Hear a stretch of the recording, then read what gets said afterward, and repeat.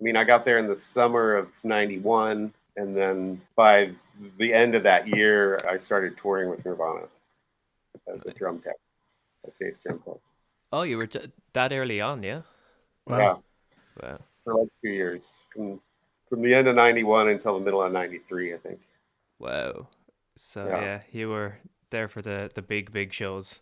Yeah. Yeah. My God.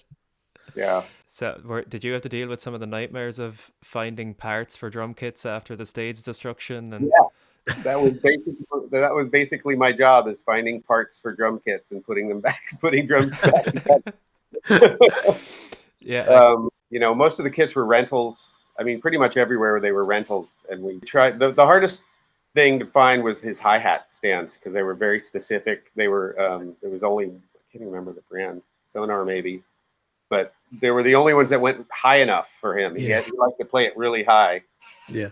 Um, and there was only one brand, and like if you're in New Zealand or Japan, it's kind of hard to find. I've always wondered actually the sheer size of Grohl's kit. Like like where did he actually like what make was like the all the But he always components? used Tama. He was endorsed by Tama. He liked Thomas. It wasn't that big. They were fairly standard, 16, 18 toms, and I think he mostly went with a 22 kick. Sometimes maybe he had a 24, but it was all standard stuff. He wasn't that picky about it. He just But batted the fuck out of it. his rack tom was 16 inch. Yeah.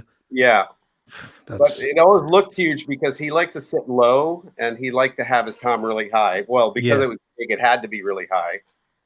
So it always looked like he was buried, way behind the kit. But I always thought it was like was it like a modified floor tom used as a rack?